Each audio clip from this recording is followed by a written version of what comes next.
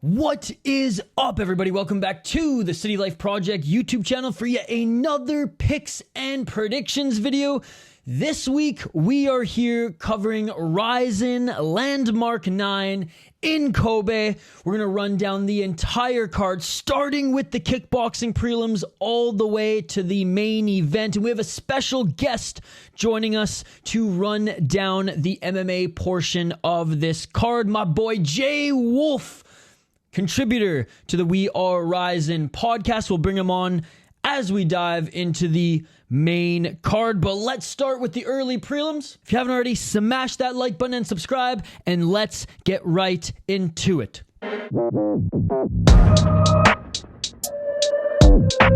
Starting with the first prelim on the card, Daichi Akihira versus Yuki Yoshioka. I'm going to go with Daichi Akihira. He's got more experience in kickboxing thus far. He actually had a great win at RIZIN 41. More accustomed to the RIZIN kickboxing rules. And he actually puts together very solid combo. 3 4-punch combos, always seemingly ending with a nice low kick as well. Gives his opponent plenty of looks, plenty to deal with. And his hands are pretty quick as well. Both are at a similar level. Both are actually quite good.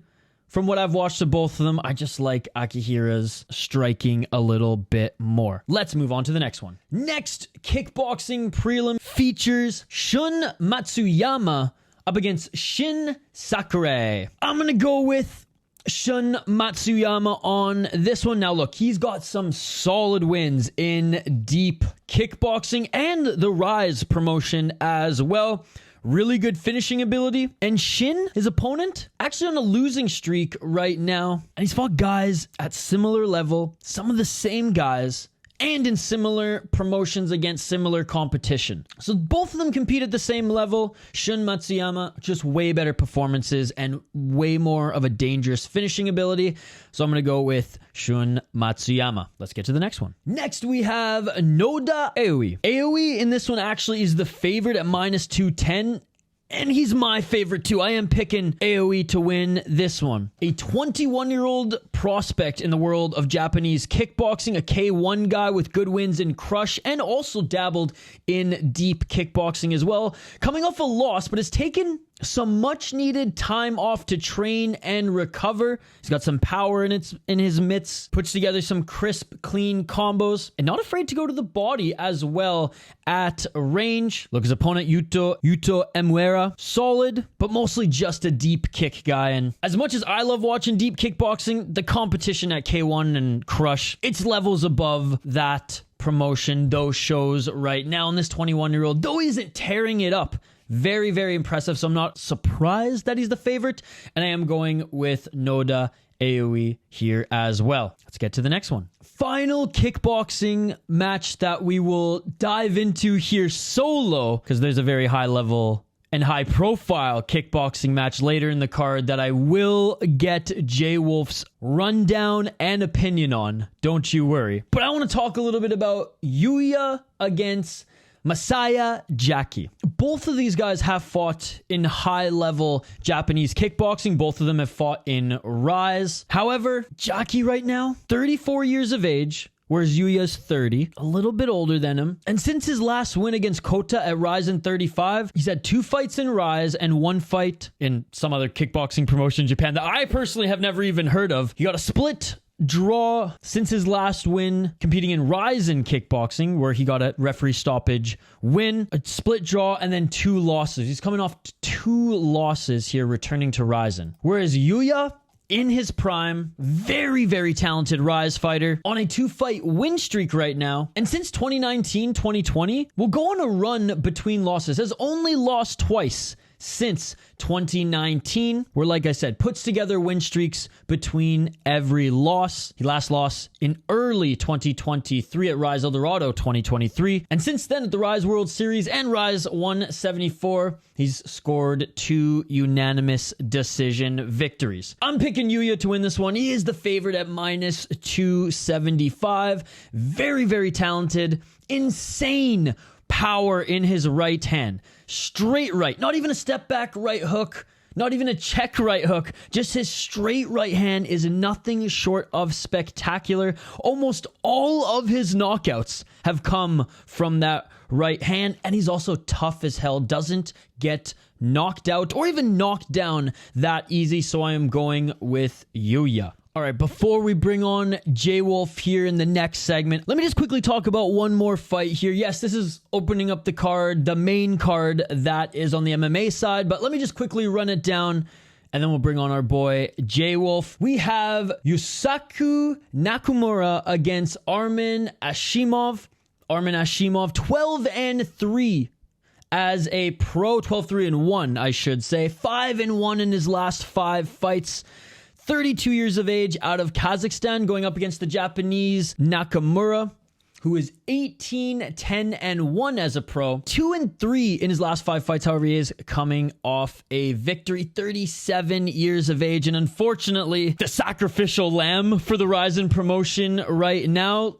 Look, he's been fighting for a long, long time. He's dabbled in Bellator. Shoot, he's actually fought in Dream back in the day. He's gone 3-4 in RIZIN since 2018. Coming off a win against an 18-11 guy at Landmark 6 in Nagoya, where he scored a split decision. Now, if you're getting split decision victories against 8-11 guys, let's just say I can't confidently pick you to win, especially up against a talented Kazakh grappler. Recently, even in Bellator, when he takes a step up in competition, he either gets knocked out or gets absolutely dominated and loses a unanimous decision. He has fought some very good competition, so I'm not going to blame him for all of his losses. I mean, he has losses against Tenshin in kickboxing, Manel Cap in MMA, Shinryu at Bellator, Yuki Ito at RIZIN 31. So that's what I'm saying. RIZIN just loves to build their names off this guy, and they're seemingly doing it again with a new Kazakh in the promotion in Ashimov. Ashimov has 7 KO TKOs, 1 submission, 4 decisions. He's coming out of M1 and Alash Pride, ladies and gentlemen. He went 4-2-1 in Alash Pride, 5-1 in M1. Now, he's taken some time off. So there might be a little ring rust, and yes, or I should say cage rush, given that this is a Landmark show. He's on a 4-fight win streak right now. 4-fight win streak. Now, does he have the best resume? No, but it's certainly a lot better than a lot of guys fighting out of, Octagon with the C, or even some of the prospect or young unknown fighters out of Alash Pride. In his last 4 fights, he's beaten one guy who was making their debut. But after that, went up against a 9-0 guy, a 9-3, and a 7-3 fighter. He actually fought Neza FC as well, and the regular listeners to this channel, they know how much I just swoon over Neza. His last fight was in 2022, and that was a boxing match. So he has not, it went to a draw. So he has not fought MMA since the end of 2021. So he's taking a lot of time off here, but again, RIZIN giving him a pretty easy name, a guy who they, again, serve up on a silver platter to some of their new fresh blood in the promotion. So I am going to go with Ashimov as the winner, as my pick. He's the -260 underdog. He's never been finished. He's fast. He's very good hands, and he's an amazing grappler as well. If anything, he's a better grappler than he is a striker. Despite him being a small guy, 125, he's got a lot of power, ladies and gentlemen. He's wicked strong. Now, I know Nakamura has this weird, awkward style that gives some of his opponents, I don't even want to say trouble, just like a baffling reaction. I just think Ashimov has faced way better competition recently. Well, in his last few fights anyways. I shouldn't say recently because he did take some time off. So I don't think this will be a storm that he cannot weather. And the promotions that he's fought in, again, M1, Alash Pride, Neza, poor Nakamura. Poor Nakamura. All right, without further ado, let's bring on our friend J-Wolf. J-Wolf is more of a passionate RIZIN fan than me, and I didn't even think that was possible, ladies and gentlemen. J-Wolf, what is up, sir? Welcome to the show. And thank you so much for making some time for us on this prediction show, man. Oh, thanks, brother. I appreciate you having me on here. This and the City Life Project having me on here. This is incredible. I've been wanting to do this show for a long time. I always see you in the comments section of the We Are RIZIN podcast and the Focus Fights podcast and everything. And just, man, I'm so happy to finally be able to link up and do your show. And I'm J-Wolf. I'm from Southern California, And my love of mixed martial arts was dating all the way back to the original UFC. And my father, who's that's my dad's flag right there from World War II. He's fortunately he's passed on, and RIP, rest power, rest in peace, rest paradise. And he allowed me to get the original UFCs, and that's where my love. I mean, I just love the no holds barred and the one night tournaments and all that. And it just from there I just blossomed, and then. Was watching it, and then it sort of after a couple, like 12 or 15 original UFCs, then they started, adding rules and pussifying the rule set and everything. And so then it kind of, interest kind of waned a little bit. And then when the Almighty Pride FC came along in 2000, well, I guess it came a little bit before that, but when America got access to it was in 2000. That sort of reignited my love for mixed martial arts. And then pretty much just been watching it ever since from 2000 on. And I've been commenting on the Yahoo message boards way back in like 06 or 07 is when I started commenting. And then linked up with the We Are RIZIN podcast and the Focus Fights crew and the 2000 teams. And just been doing that ever since. So, and then finally got here with Aisha on the City Life Project podcast, and just, man, I can't wait to do this show, Aisha, because you're, I just really appreciate and love how you guys, how you have embraced the term, the superior rule set.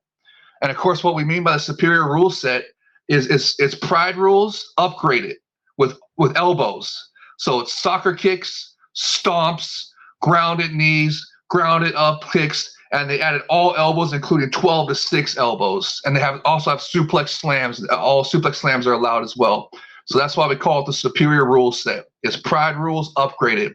I really appreciate you, just embracing that term and helping make it canon. It's canonized now. Did you see that the official RIZIN English Twitter account or X account, they actually have some tweets now whenever there's some superior rule set action, they'll actually say superior rules set. It just, man, so it's canonized now. So it's just, man, it's so awesome. I appreciate you, and you helped make it that way, Aisha. So just appreciate you, brother. I appreciate being on the podcast too. All right, let's get into this next matchup here. We have Yuta Kubo against Hyogo Takahashi. Yuta Kubo, the smiling sniper, with one of the most elite walkouts, guys. So pay attention to when he enters the cage. He's 3-1 in mixed martial arts. Another one of those Japanese kickboxers turned MMA fighters.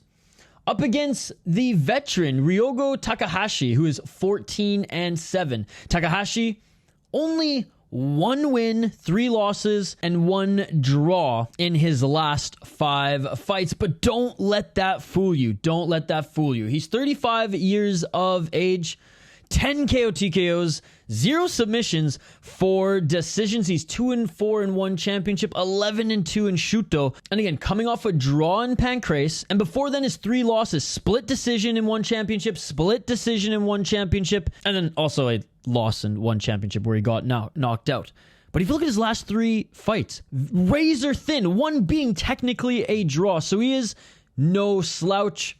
And before suffering a loss in 2020 in 1 championship, he was on a 8-fight win streak. And there were some really good names in there. 7-3 Keanu Suba, the 7-2 Tomoya Hirakawa, Tayson Nato, and Joji Mikami. All solid wins in that run. Yuta Kubo is a deadly, deadly striker, ladies and gentlemen, who is starting to employ the fundamentals of grappling, wrestling in his game. But it's just that, in my opinion, he's only really started to understand the fundamentals. Now, I know he's coming off a win, a submission win, no less, but he's 36 years of age. He was going against Anpo, who was making his MMA debut, and just exposed the lack of grappling and wrestling that Anpo had. And his other 2 wins in MMA were against a 6-6 guy and a 0-4 guy. So again, his first loss was to Shinobu Ota, when Ota was making his 2nd appearance in mixed martial arts, and Ota couldn't even finish him on the ground. So that just shows the low level of MMA competition that Yuta Kubo has been facing. So honestly, Takahashi he should just mop the floor with him. Now, I don't think, J-Wolf, that Takahashi is going to stand and strike with him. Like, why play into your opponent's strengths? I know he doesn't have any submissions. He's not usually a grappler.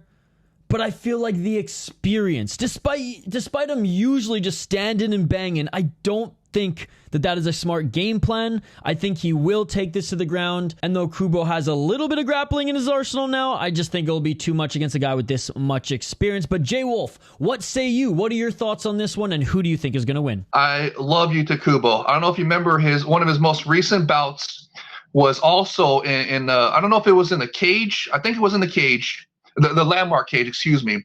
Because remember, RIZIN landmark is their cage events.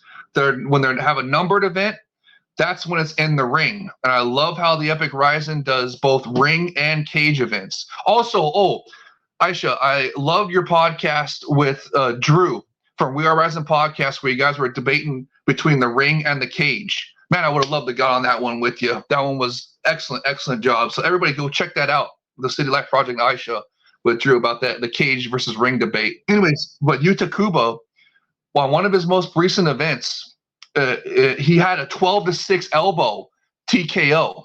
I think it was the first one of this new era, and it was so freaking awesome. And you know, Yuta Kubo is a kickboxing crossover.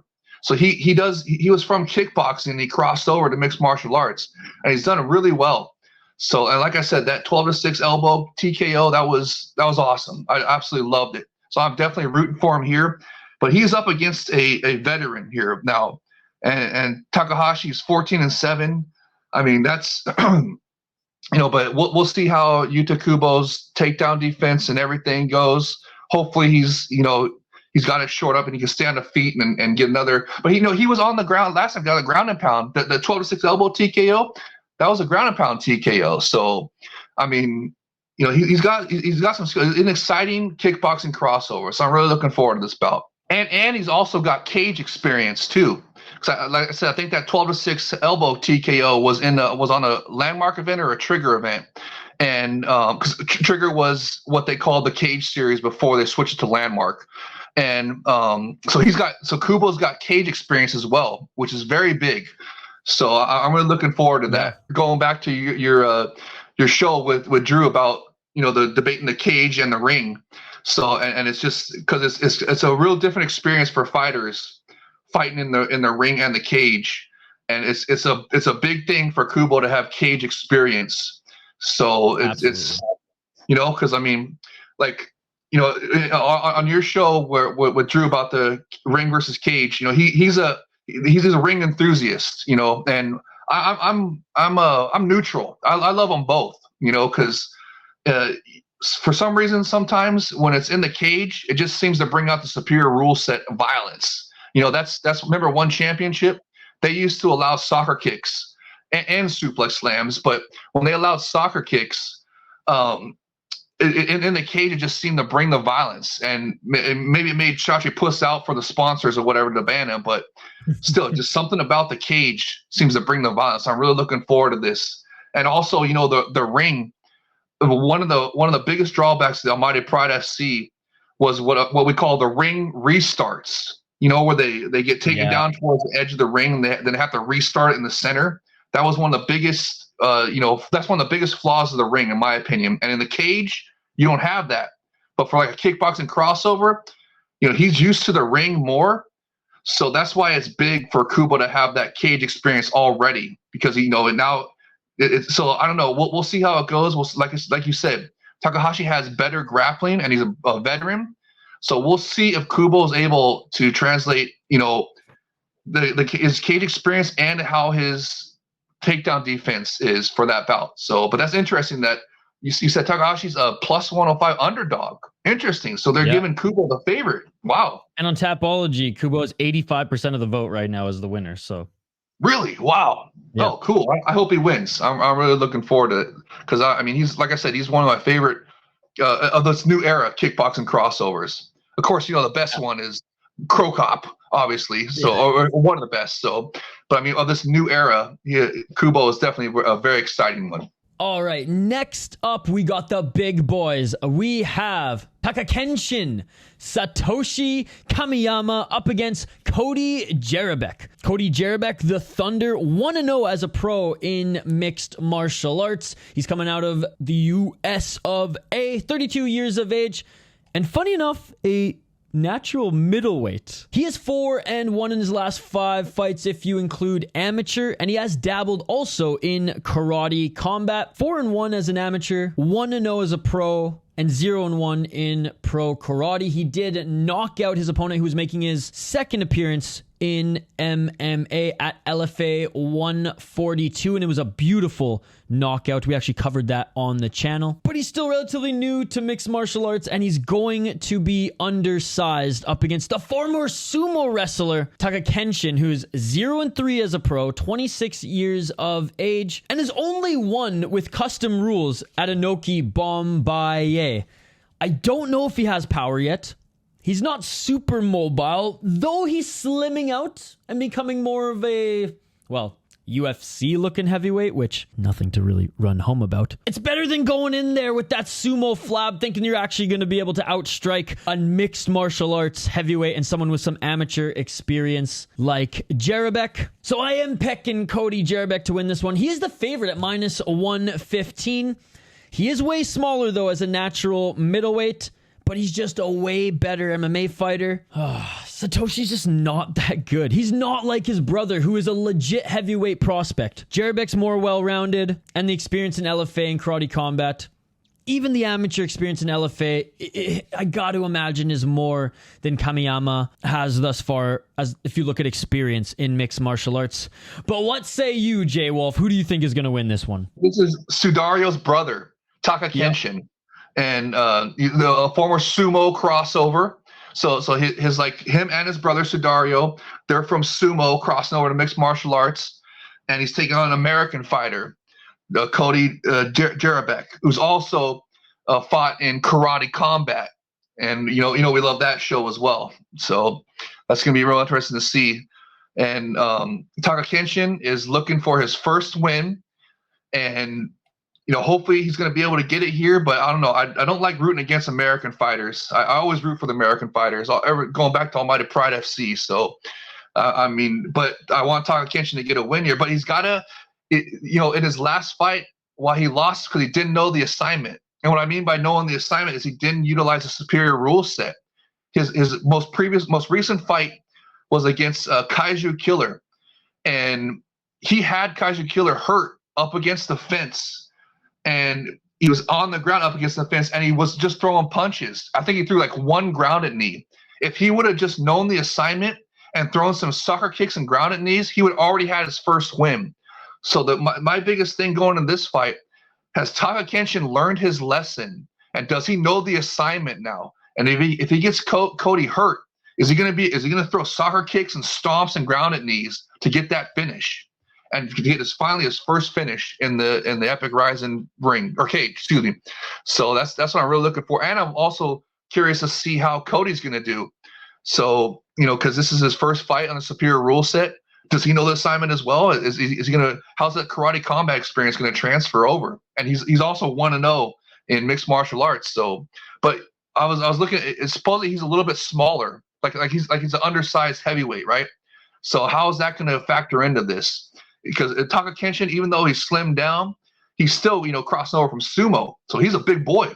So, how's that going to factor into this? Is the weight going to be a factor, or like how's Cody going to look? The weigh-ins are tonight as of this recording. So it's going to be real interesting to see if there's any kind of big size differential at the weigh-ins as well. So, but I'm looking forward to this one. This is going to be, Drew likes to call it like a meme fight, but I love it. It's another. And on one of the previous RIZIN events, his brother, Takahashi's brother, Sudario, also fought a karate guy, Yuta. And that ended up being one of the bangers of the night. So it's like, is it going to transfer over to like this one as well, to the Epic RIZIN Landmark 9 in the cage? Is it going to be another banger? But because it's sumo versus karate crossovers. So really looking forward to this one. And everybody loves the heavyweights because one shot can end it all, especially if they know the assignment and throw some superior rule set strikes. So really looking forward to this one. I'm going with Jarabek as my official pick. Now, the odds makers have him as the slight favorite in this one just due to his lack of pro MMA experience. Clearly, the RIZIN promoters are like, okay, we got it. Maybe if we give this guy an undersized heavyweight, he can get a win in the promotion. But I do think Jarabek is just more of a fighter. Yeah, I'm interested to see how the big boys throw down here and how Satoshi does. And I love how you say understanding the assignment, then, it's heavyweight. Flip a coin, right? It's heavyweight. First one to land that big shot wins. Yes, exactly. Moving up the card, my friend. Moving up the card, we have Kintaro. That is right. Yuto Hokamura up against Lightyear Daiki Kubota. Lightyear has a record of 10-11, 2-3 in his last 5 fights. Kintaro, on the other hand, on a 4-fight losing streak, 1-4 in his last 5, and he's 14-13-2. He's 31 years of age, whereas Lightyear is 35. Lightyear has 3 KO, TKOs, 4 submissions, 3 decisions. He's 1-0 in RIZIN, 7-9 and 3 draws in Shuto, and 2-1 in Vale Tudo, Japan. On a 3-fight losing streak, and honestly, his last loss was against a 0-3-4 guy, which is unacceptable at this stage in his career. Before then, lost to a 13-8 guy and a 12-5, so a little bit better there. And in his first appearance in RIZIN back in 2021, he did get a win against a 20-16 Makoto Kaimaya, which, given his resume, is an impressive win in mixed martial arts. His other good win came back in 2019 against a 10-4 cat, but other than that, he takes a step up in competition, he loses. Hell, he took a step back in competition and he lost his last one. Kintaro, 9 KO TKOs, 2 submissions, 3 decisions, 2-5 in RIZIN, 4-3-1 in Pancrase, 5-1-1 in Deep, and 2-2 in ROFC. Yeah, he's been losing, but he's been losing to good competition. Lost to Kyoichi Ishizuka, Kyori Horiguchi before then, Yuki Motoya, and Nakoya Inoue. Inoue 14-2, 28-10, 29-5, 19-5. You see, he's actually going up against really good competition. And his last fight, he lost a very close split decision, and only Horiguchi finished him in that run of losses. Before then, he beat a 10-16 guy via unanimous decision back in 2021. And as I was listening to our friends at the We Are RIZIN podcast, Andrew and the boys were saying that he has had back issues as of late, and as a result, been a little bit more hesitant in the ring. I am going to go, though, with Hokamura, as he is the favorite in this one at -205. Both are on losing streaks. Yeah, I know he's injured, and that might be lingering, but he's fought better competition as of late. Doesn't get knocked out or finished really easily, despite not having the best ground game. Neither of them have looked good recently, but I do think Hokamura is just the better fighter overall. What are your thoughts on this one, J Wolf? It's just, we're looking to see who's going to be getting back in the win column. And again, do they know the assignment? Is there going to be any superior rule set action in this one? And there's always that's why every single bout is interesting in the Epic RIZIN, because it's on the superior rule set. Are we going to get to see some superior rule set action? So, I'm just looking to see if either of these guys know the assignment. Who wants it more? Who wants to get back in that win column more in this bout? Kintaro, his nickname's Kintaro, but Hokamura, he's above 500, and then his opponent Daiki, his nickname's Lightyear, he's looking to get to 500, right? So I'm just wondering if that's going to give Daiki Subota, if that's going to give him a little bit of edge that he needs to get that, to get into 500. Is that going to give him a little edge to get this win? So is that going to give him like a little bit of extra fire? And I don't know, who does it say the odds? Does the odds makers have anybody favored in this one? Kintaro is the favorite at -205 right now. Yeah, that's interesting. And he's above 500. He's one fight above 500. So, is he gonna does he have the same kind of fire in his belly as Daiki Lightyear does? To get the 500. So, but that's interesting that he is the favorite. He said -200. So, wow, the odds makers think that Kintaro is going to do it. So we'll see how it goes. I guess I'm going to go with the favorite Kintaro. No, you know what? I want to go with Lightyear, because with Daiki Subota, because I think it's going to motivate him. I don't know. I know that Kintaro, I know why the odds makers are saying that because he's faced better competition. They've been close decision losses, all that good stuff. But I just think that Subota, that chance to get to 500 finally, is going to give him a little bit extra motivation. And like you said, Drew was saying that Kentaro or Nakamura, he has having like some back issues or something. So maybe that's going to affect him in the fight. So I want to go with Lightyear Subota. Daiki Lightyear Subota. Let's go. And please, by all means, use their nicknames because you guys are more versed on their nicknames than me. I'm a casual when it comes to all these guys' nicknames. I think you even have their nicknames on the shows recently. That's why. So like, I'm getting to know all of them a little bit more than just like, all right, the next fighter. I look on Tapology. Okay, this is my pick, and let's go, sort of thing. Yeah, yeah, but I think even on the official matchup posters, I think it even had or like the official lineup card. I think it lists them by their nicknames. I think like Kentaro, it says like Kentaro, Yuto Kentaro, and then I think for Lightyear it says Daiki Lightyear on the official thing. I might be mistaken, but that's why I love the Japanese promotions, man. That's why I love it. I know, right? They just do everything so much better, right? They just appreciate mixed martial arts more.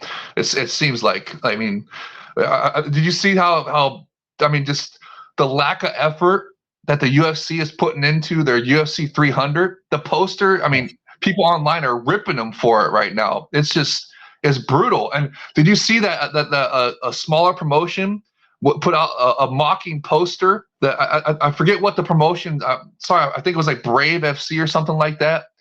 They put out a mocking poster that was like thrown together like MS Paint or something, mocking the UFC 300 poster. It's just so funny. I had even like casual, like baseball fan friends of mine were like, dude, have you seen the UFC poster? And I sent them the next 3 RIZIN posters, and I'm like, this is why I love RIZIN. They're like, whoa, those are fight posters? I was like, fuck yeah, dude. Yeah, that's right.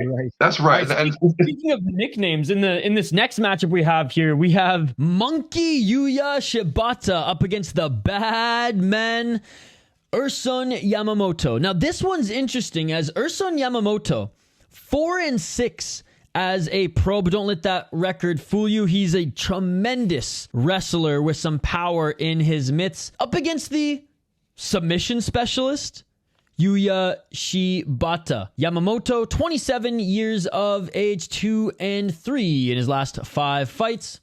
2 KO, TKO, 0 submission, 2 decision. He's got knocked out 3 times and submitted 3 times. He's 3-6 in RIZIN. Lost his last fight where he was actually winning. He was doing very good in his last fight, but he lost to a doctor stoppage as he was cut wide open, and we know that Japanese aren't afraid of soccer kicks.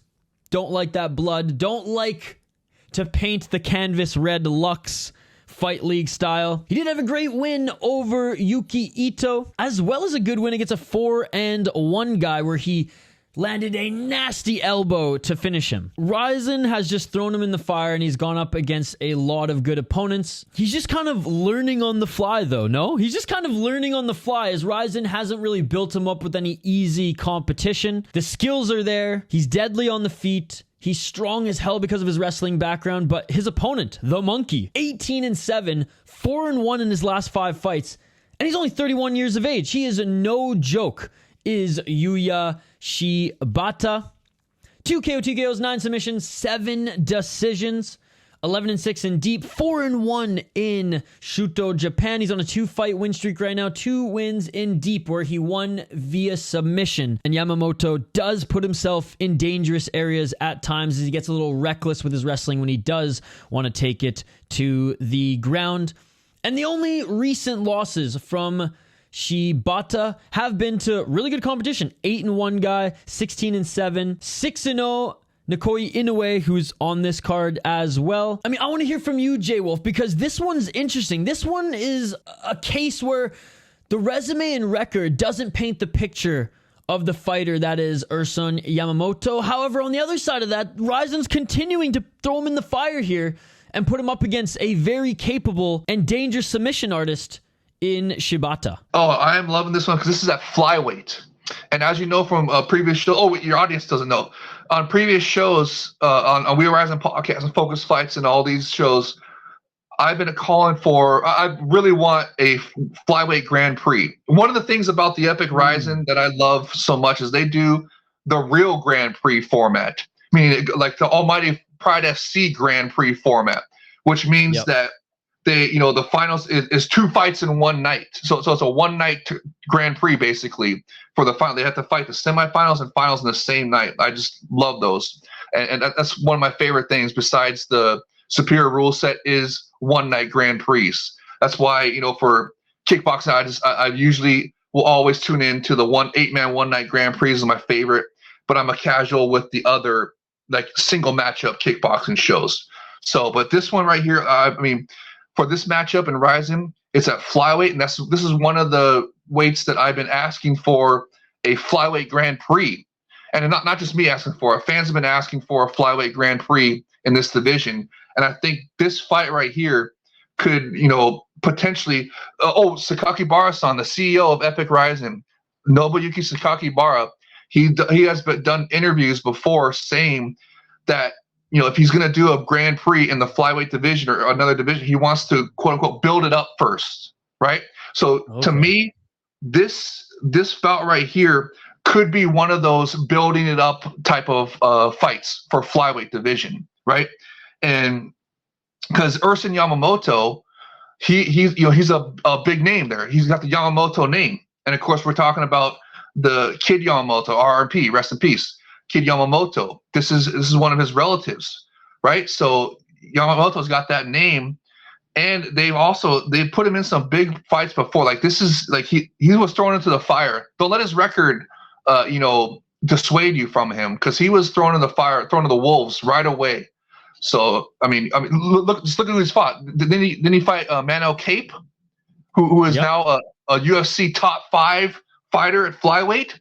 So he fought Mano Cape before he had like 5 fights on his record. So they really throw their name prospects to the wolves over there to build them up quickly. So don't let Yamamoto's record dissuade you from him. He's got excellent wrestling. He's got excellent. And so I'm really looking forward to this one to see. And whoever wins this one, I'm looking to see if possibly later on this year, is he going to be entrant into the hopefully a flyweight Grand Prix later this year? So that's what I'm looking forward to the most on this one. The Yuya Monkey Shibata, 18-7, got way more experience, but does he have the wrestling capability to hang with Yamamoto? That's what we're going to see here. And does Yamamoto know the assignment? If he gets him down, it's probably going to. Yamamoto is probably going to utilize his wrestling and get him taken down. Does he know the assignment, though? Is he going to start throwing 12-6 elbows? Is he going to start throwing some grounded knees? If he does that, if he knows the assignment, I can see Yamamoto winning this. And if he wins this, that is a nice big name for a future flyweight Grand Prix. All right, moving right along. And this one hurts. This one hurts because I'm a fan of both of these guys. I'm a fan of the prospect that they're building up. But I'm also a big fan of Strasser Kichi Kunimoto. Now, dare I say a legend, especially in Japan. 42 years of age. He's only 1-4 in his last 5 fights up against the jiu-jitsu phenom who is no longer the fat ninja because he is slim, trim, and at welterweight now in Igor Tanabe. Kunimoto, 20 wins, 11 losses, 2 draws. He's a UFC veteran, he's a Bellator veteran, and he's been competing in RIZIN since 2017. 3-2 in the UFC, 3-2 in RIZIN, 0-2 in Bellator. He has 2 KO, 2 KOs, 10 submissions, 7 decisions, so he's no slouch in the grappling department. Lost to Keita Nakamura, second round TKO. But he did take Dachi Abe to a unanimous decision back in 2022. He lost that one, but actually looked quite good in his 40s. When he left the UFC and dabbled in RIZIN and Bellator, he didn't take any easy competition. He lost to Jason Jackson, the Bellator champion right now, via unanimous decision. He went up against a 6-1 Ed Ruth. And upon leaving the UFC, he actually put together a 2-fight win streak in RIZIN, competing in the Grand Prix, and beating a 13-5 guy via head and arm triangle choke. Didn't necessarily get any good wins in the UFC, any notable wins, but he did fight Neil Magny, where Neil Magny was a young and up-and-coming guy at that time anyways, back in 2015, and he actually choked him out. Before that loss to Neil Magny, though, competing in Heat and the UFC, put together a 3-fight win streak in the UFC and was on a 9-fight win streak in total. Look, 5-6 years ago, this probably would have been a lot more competitive. Igor Tanabe, 5-0, 23 years of age, used to roll and compete as a heavyweight and is now successfully made the transition to welterweight. 3 wins in RIZIN, going up against some really good competition in Shinsho Anzai, which, even though Anzai was on the downward trajectory, Japanese wrestler, former UFC fighter, fought in Bellator, and fought some great names on his resume. So easily a step up in competition because this guy's strong as hell and actually is a capable grappler. Tanabe just ripped right through him in the first round, was able to submit him. Now before then, Tanabe did beat a Ken, 6-9 guy, but he fought Dache Abe, who is and beat him via heel hook, a very capable mixed martial artist. And actually in his second pro MMA fight, fought freaking Melvin Manhoef, who again, Melvin Manhoef is not known to be a grappler, J-Wolf, but again, a name, a guy who's been there, done that in every major promotion, and he was able to get a heel hook on him in the first round as well. I just want to see him take a step up in competition. How quickly do you think Tanabe gets this one done? Let's be honest. You know what? That's interesting to say that. That is the real question of this bout, because Tanabe has never gone past like the first or second round in his career, basically. So is he going to be able? Is Strasser Kichi Kunimoto, is he going to be able to make it to last, make the fight go till the third round, right? And really test Tanabe's gas tank? Because if he can do that, remember, Tanabe is cutting down from, like, he used to fight, his nickname was Fat Ninja because he would fight all the way up to heavyweight, right? So, and he's cutting down to welterweight now. So is that going to be a factor in this fight? Is Strasser Kunimoto, Kichi Kunimoto, is he going to be able to draw this fight out and take him into the deep waters of the third round, a place that we have never seen Tanabe before?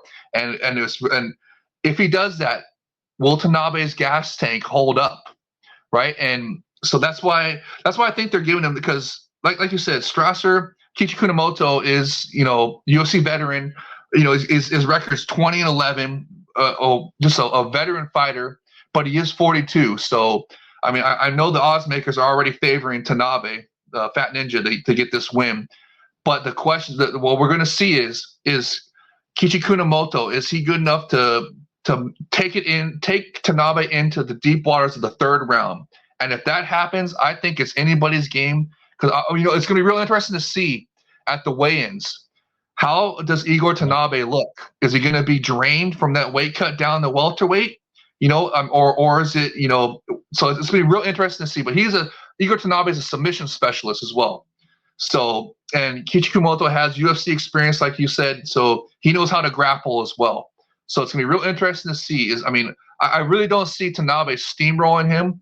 Unless Tanabe is just really that good, which he might be, but like you said, Aisha, we want to see him against, after this bout, there must be a step up in competition. If Igor Tanabe is able to steamroll Strasser Kunimoto, then like you said, we got to have a step up in competition. They got to bring over a guy from the PFL tour, Bellator and PFL. There's got to be a guy that can come over from overseas, or if not the PFL Bellator, then a promotion in like Russia or Eastern Europe, like KSW in Poland and stuff like that. Somewhere, bring in a foreign welterweight fighter to really test Igor Tanabe if he's able to steamroll Strasser Kichi Kunimoto. So, but it's gonna be a real interesting bout, and because Igor Tanabe is somebody that they're really looking to build into a star over there in Japan, right? So it's going to be, this is really a really interesting bout right here. And I'm sure the odds makers probably have Tanabe really favored heavily. I don't know what are the odds for this one? -900. Okay, yeah. See, so they, like we're saying, the odds everybody's really favoring Tanabe. It's just a question of how fast can he get it done, and it's a question of if Kiichi Kunimoto, if Strasser is able to weather the storm of the early round, because we know Igor Tanabe is going to come out guns blazing and hard, trying to get a takedown, trying to go for that submission. Is Kiichi Kunimoto going to be able to survive that, weather the storm, and take Igor Tanabe into the deeper rounds, into the second and third round, where he is? We have not seen him yet, so we do not know how that gas tank is.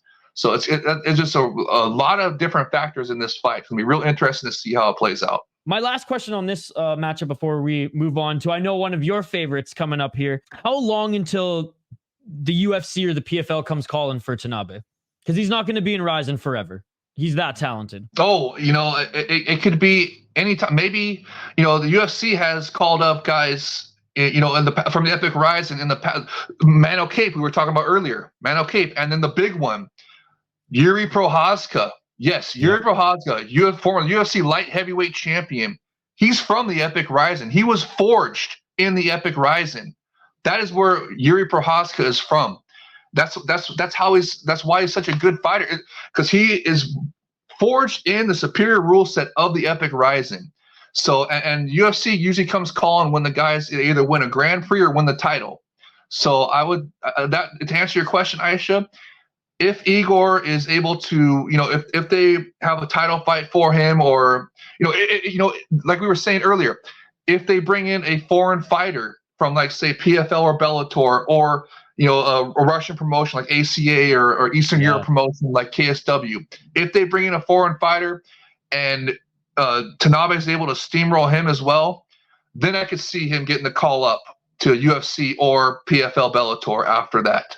And for sure, if they give him a title fight, and because if you're saying that, he's already they're already thinking about it, because but I think the Epic RIZIN is going to try to build him into a star in Japan first before he goes to the UFC. So we'll see how that plays out. But yeah, to answer your question, it'll be after a title fight or a Grand Prix win, or after a huge win over a foreign fighter, basically. All right, let's move on to the fight that I know Jay Wolf, among others watching this, are most excited for. We have Rena Kubota against Yuri Shim.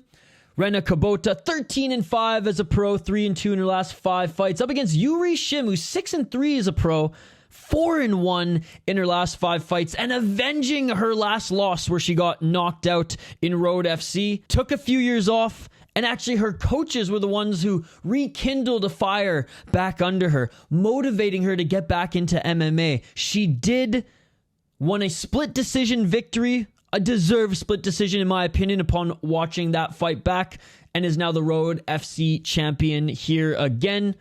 A very, very talented striker going up against Rena Kubota, who suffered a loss in her last fight to none other than Claire Lopez, where she lost via knee bar, but has 12 wins and 4 losses in RIZIN and went 0-1 in Bellator. Both of these women, good strikers, but I know Jay Wolf has more to say on this than me, so go off, sir. I absolutely love this fight. This is my fight of the night. And I just love this fight because Rena Kubota, I call it a striker queen, but she is just she's gorgeous. She's a beautiful woman. And they're both beautiful, actually. This is a certified hot girl fight. But Rena Kubota she's gorgeous in and out of the ring. I mean, she's got the looks, and her style is just absolutely gorgeous. She's just an all-around gorgeous fighter.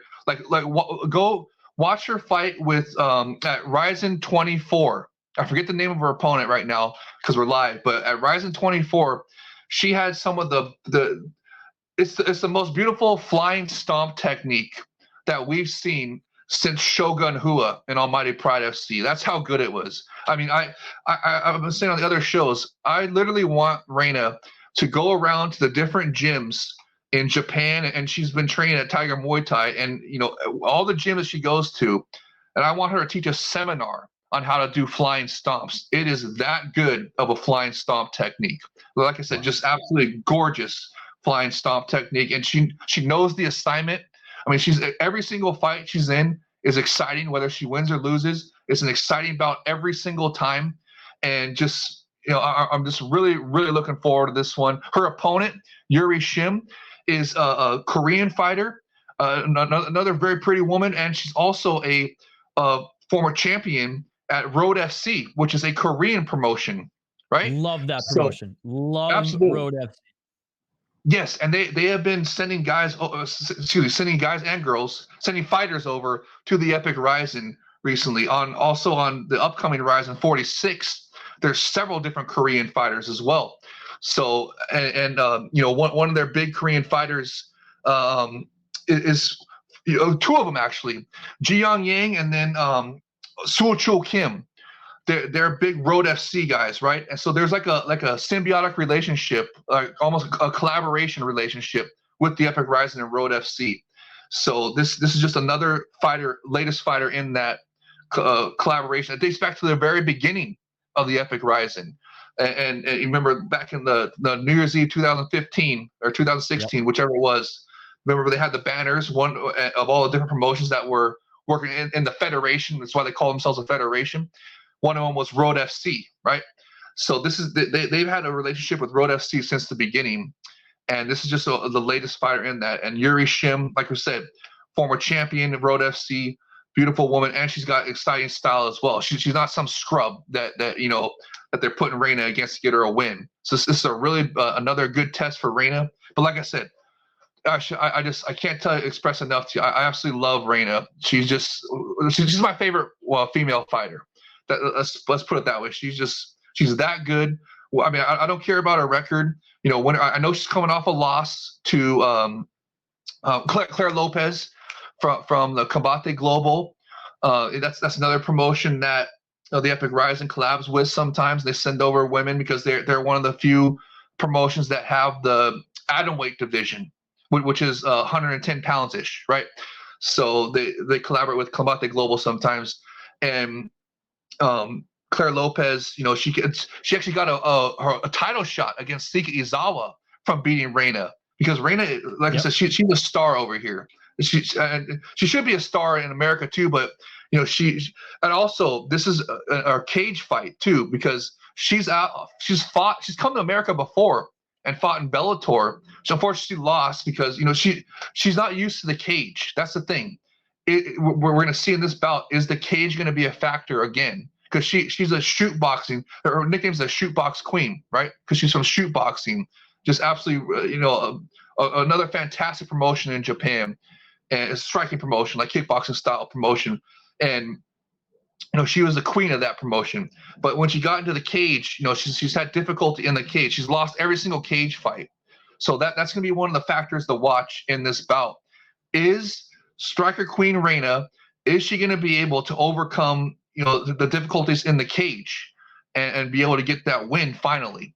So I'm really, like I said, I could go off for this fight for hours, Aisha. I just love it so much. It's my fight of the night. I'm really hoping that we see some superior rule set action. I mean, and I believe that we might, because like I said, Striker Queen Rena, she knows the assignment. In almost every single one of her bouts, she throws superior rule set strikes. I mean, and of course, what we're talking about by superior rule set: soccer kick, stomps, ground at knees, ground up kick. All the pride rules upgraded with elbows, right? That's what superior rule set is, and she knows the assignment and throws those. Like I said, she has the most beautiful, gorgeous flying stomp technique that we've seen since Shogun Hua, and I'm hoping that if she's able to knock down Yuri Shim, that we see our first flying stomp finish of this new era with the Epic RIZIN.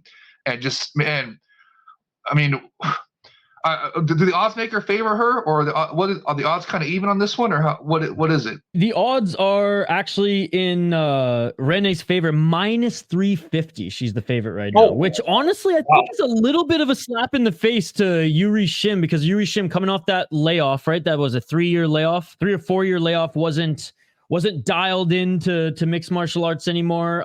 Coach kind of ignited a fire up under her again, and she came back and beat the woman for the Road FC title who knocked her out in 2019, and she beat her via split decision in her last title win in Road, and is just apparently all her confidence is back. and she's ready to go. So this honestly could be like a glorified Muay Thai fight with the superior rule set, caveat in there as well. I don't think either of these women are going to be playing jiu-jitsu. I don't think Rena has any fear of a knee bar in this one. Yeah. So now we're going to get to see how is she going to translate that into the cage? Is she going to be able to finally pick up her first cage win?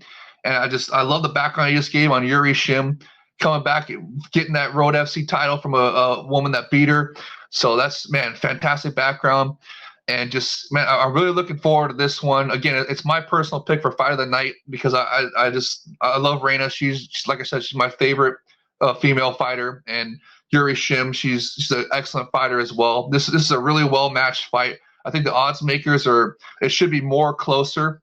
It should be like, if it's going to be minus, it should be plus minus 100, right? I don't think it should be favored minus 300, but whatever. Anyways, it's going to be awesome. I can't wait. But you know what the factor I want to see is, Aisha, also another thing, Rena has cut her hair short. Is that, and there's really some like superstition stuff that happens in mixed martial arts, right? Of course, I'm talking about like the Eminem curse, right? If they walk out to the Eminem song "Till I Collapse," that usually leads to a loss for that fighter, right? Or the Drake curse. Right? If Drake places a bet on a fighter, as we've seen in the UFC, if Drake places a bet, that fighter usually ends up winning, right? So all these kind of little superstition type of little nuances in mixed martial arts. And I'm wondering if this could be another one, because Rena has cut her hair short for the first time in this fight. Is that going to give a Samson effect to this fight as well? So, and of course, Samson is if you know biblical Bible history, Samson was, he also this is relevant to mixed martial arts because Samson killed a lion with his bare hands. And if you know Brazilian jiu-jitsu, they call the rear naked choke, they call that the mata-leão, the lion killer. And that is because of the biblical history story of Samson, where he killed the lion with his bare hands. And they probably did it by the rear naked choke. That's why they call it the mata-leão in Brazil. So, and of course, the story goes, the history goes that he killed the lion, and God granted him superhuman strength, and as long as he had his hair long. And then a woman, Delilah, tricked him into cutting his hair, and then he got captured and killed, all that stuff. But anyways, what I'm trying to say is there going to be a Samson effect in this fight? Like for Rena, she's going to have to overcome the cage and possibly the Samson effect for cutting her hair short. So we'll see. There's a lot of little factors in this fight that I'm really looking forward to seeing. But I mean, again, Aisha, I can't express enough how excited I am for this fight. Go watch that bout I was telling you about on RIZIN 24. If you guys have the RIZIN.TV RIZIN Pass, they give you access to the entire library of RIZIN, right? So go watch her fight from RIZIN 24, and it's not a finish, but the flying stomp technique that Rena throws in that fight is it's gorgeous. It's the prettiest flying stomp that we've seen since Shoga Hua, and she's done it in multiple fights. But that one in RIZIN 24, I remember very, very specifically because I was blown away. I was like, man, that was so pretty. I wonder, ever since then, I want her to teach a seminar at every gym in Japan that she can, and hopefully she was teaching at Tiger Muay Thai. It was that good. So yeah, I'm just really looking forward. I hope Rena can get the win here. I can't express enough. I could talk for hours about just this one fight. That's how much I love it. It's just awesome. Man, I just want the UFC to employ atomweight so bad because there are so many good atomweight fighters internationally, and they're way more exciting to watch than the higher weight classes in women's MMA respectively. And I mean, leave it to the RIZIN women matchups to put on good shows, to get fun knockouts. And even if they don't get the knockouts, most of the women employ the superior rule set and have like a wicked, crazy, evil smile while doing so. Rarely do the women matchups in RIZINs disappoint, much like they seemingly do more often in the UFC or the PFL for that matter. Anyways, let's move on to the next one. Naoki Inoue up against Shoko Sato. Now, this one might be the most competitive and high-level fight on this card. And I say that because both of these guys are very well-rounded. They've fought some of the best competition that RIZIN can offer respectively, and both pose a lot of threat. I have Yuya Shibata. He's plus 125, and I think he's honestly one of the best underdogs on this card. Naoki Inoue, 16-4-0 as a pro, up against Shoko Sato, 35-15-2. He is 3-2 in his last 5 fights, and he's on a 2-fight win streak. 20 KO TKOs in his pro MMA career, 3 submissions, 12 decisions. He's 4-2 in one championship, 2-1 in Sengoku Raiden Championship, and 1-0 in RIZIN. He was able to withstand the storm that was Shinobu Ota's wrestling back at RIZIN Landmark 6, and before then beat a really good fighter in Ja-Woon Kim. His only 2 recent losses have been to Stefan Loman, 15-2 in one championship, and Fabricio de Andrade, the former champion, okay? Now, I know Fabricio de Andrade was only 4-2 coming off a kickboxing career, but we know how deadly this guy is in one championship. I mean, we've seen his fights against John Lineker, right? Before then, before suffering his loss to Fabricio de Andrade, he went on a 6-fight win streak in Boshuto and one championship. His opponent, Naoki Inoue, 16-4 as a pro, hailing from Japan, but training out of New York. 26 years of age, also 3-2 in his last 5 fights, but he's coming off a loss. 1 KO TKO, 9 submission, 6 decisions, training out of one of the best gyms in Serra-Longo. 6-2 in RIZIN, 1-1 in the UFC. He's coming off a loss to freaking Juan Archuleta, who couldn't even finish him. Before then, he beat a 13-8 guy. And again, his only other loss in recent years has been to Minisaku Hiramosa Ogi Kubo. Before then was on a 6-fight win streak in Deep and RIZIN, with another notable name who he lost to via split decision, very close decision in the UFC, to Matt Schnell, who actually served him his first ever loss in pro mixed martial arts. This one should be an absolute banger. I am gonna go with Naoki Inoue. He's the minus 257 favorite, which is absolutely crazy in my opinion. I think it should be a lot closer. I don't care that Sato is 36 years of age. He's got a lot of power. He's got 20 freaking knockouts in his 35 wins. He's an extremely good striker. He can handle wrestlers. Inoue's been injured a lot. Inoue's been banged up a lot, and he's only 26 years of age, so we have to keep that in mind. He's a decent striker, but has a very, very good grappling, a funky submission artist as well, and rolls with some very, very good fighters there at Serra-Longo. Sato's got power, but I do think Inoue can take this to the ground, can work his magic, and can hold his own on the feet as long as he doesn't get cracked with one of those straight punches by Sato. If healthy, if he employs his game plan properly, I am picking Inoue to win, but I want to hear your thoughts, Jay Wolf. Like you said, really high level. Naoki Inoue, he was in a title contender qualifying fight in his most recent bout with Juan Archuleta. And it was a decision fight, right? Juan Archuleta, of course, is the I guess the Bellator did away with their rankings, unfortunately, but he was ranked top 5 in Bellator, is a title contender in Bellator. The only man to defeat Patchy Mix, who, as we know, is a superstar, a rising superstar in PFL Bellator, probably going to go to the UFC eventually. He's just that good. And Juan Archuleta is the only man to beat him. Only man to beat him. And he went to a decision with Naoki Inoue. And it was a close decision as well, right? And that was in a potential title contender fight, because Juan Archuleta then went and fought for the title in RIZIN after that fight. So another thing about this bout here between Inoue and Sato, could this be a title contender fight or qualifying for a title contender fight? The winner of this, could they be, next in line for the title or next in line for the number 1 contender fight for the title shot? So it's going to be really interesting to see.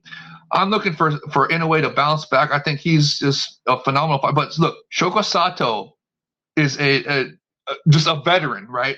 35-15, just a veteran fighter. So he knows what he's doing. Like I just said, this is probably one of the most highest level fights of this card, right? So I'm really excited about this one because I think it might be a potential title contender fight. So I'm really looking to see if Inoue is going to be able to bounce back from that loss to Juan Archuleta. 2-fight win streak. He won a split decision against Ota, right? He actually, yes, that's right, negated his wrestling, which that's why I'm like, Inoue is a very good grappler, but Sato just beat a pure wrestler because he did more damage than him, where Sato pretty much just laid on him and then bawled his eyes out, as the Japanese do, bringing dishonor to their family. And then he had a great win in one championship against Jae-woong Kim. Yes. Oh, thank you. Yeah, man, great info, Aisha. Yeah, and like you were saying, you talk about Ota, that's Shinobu Ota. He's an Olympic wrestler, right? I think it was Olympic silver medalist, right? So the guy knows how to grapple.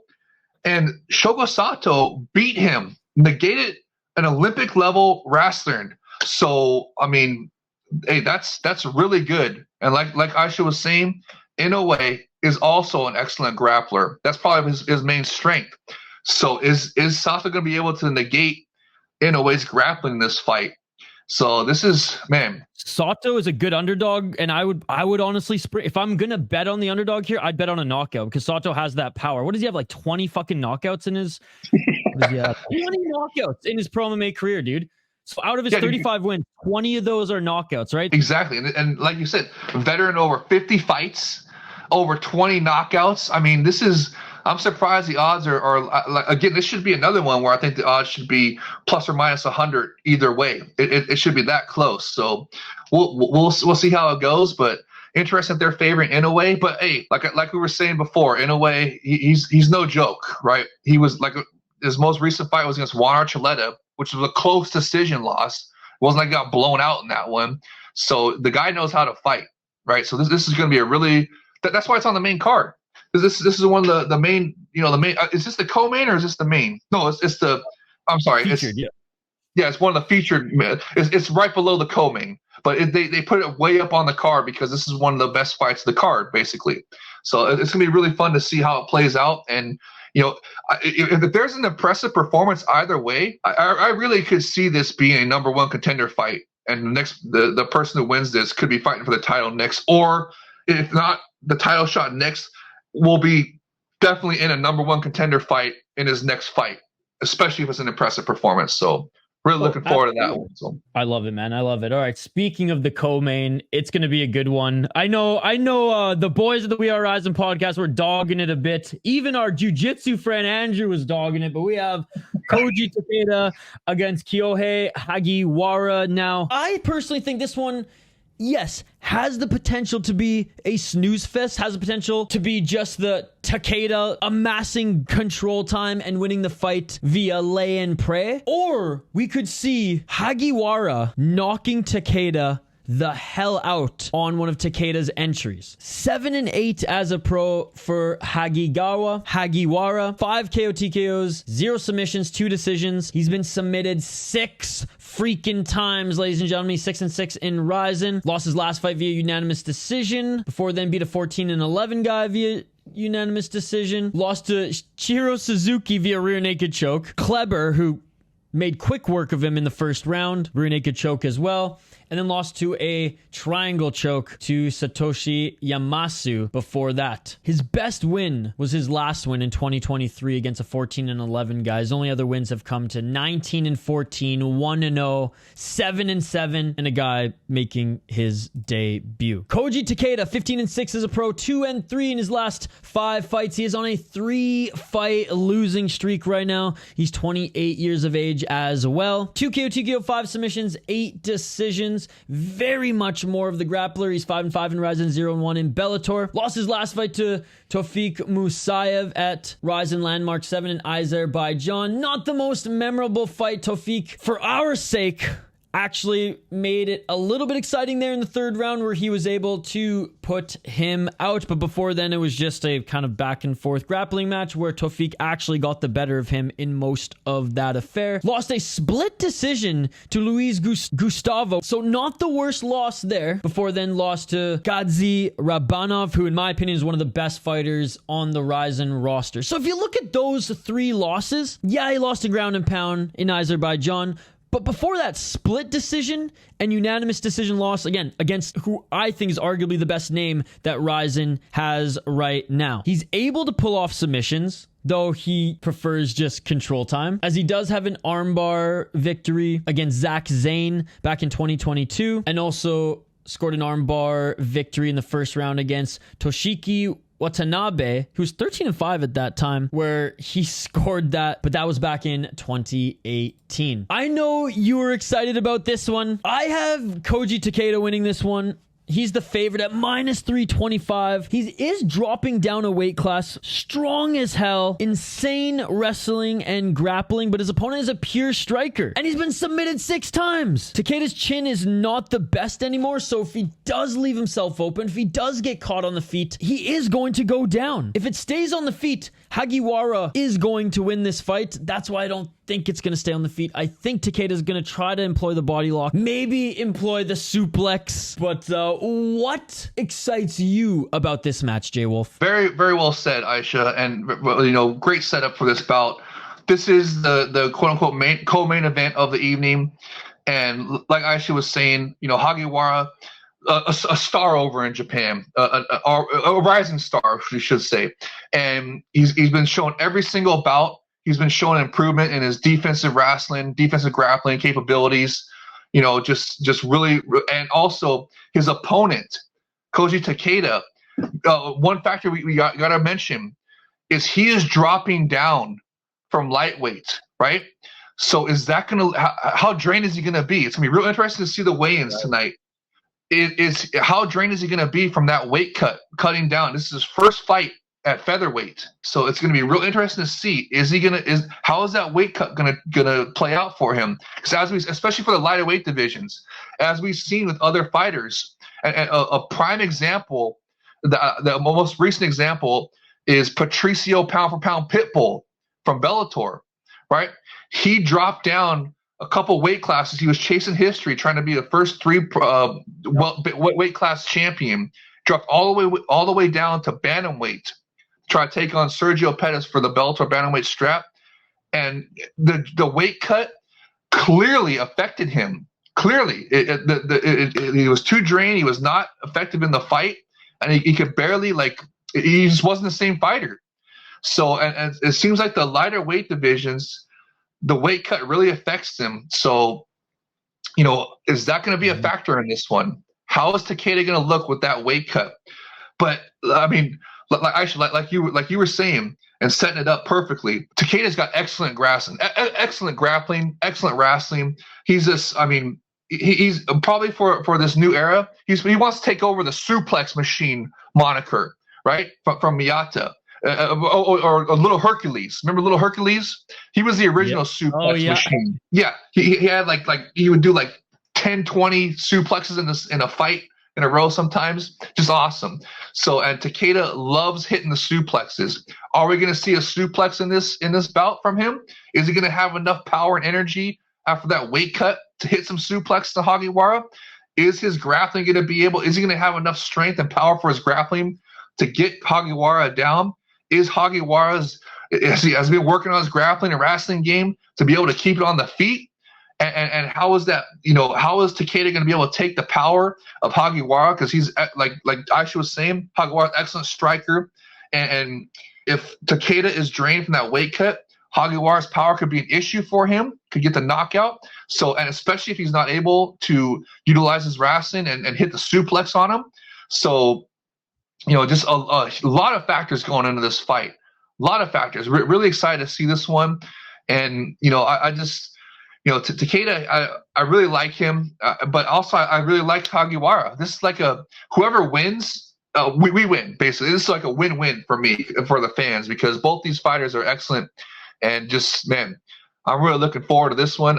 I'm kind of leaning toward I want Hagiwara to win just for the Epic RIZIN, because he's a rising star over there, and he's got a nice little budding rivalry with Ren Hiramoto as well, another Japanese superstar fighter who's they just announced recently is headlining one of the biggest events in Japan for mixed martial arts, especially is going to be at Super RIZIN 3 in the summertime, July 28th.